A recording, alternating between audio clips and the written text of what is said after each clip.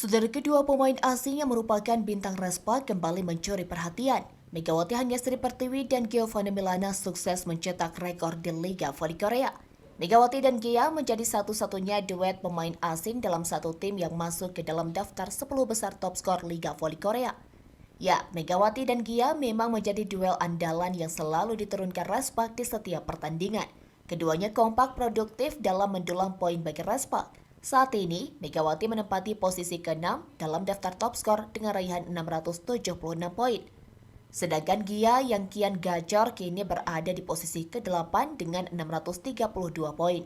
Diketahui Megawati dan Gia menjadi rekrutan anyar Respa di musim ini. Megawati direkrut dengan status pemain asing Asia, sementara Gia berstatus pemain asing. Baru menjalani debut di Liga Voli Korea musim ini, namun siapa sangka jika keduanya langsung bisa beradaptasi dengan cepat.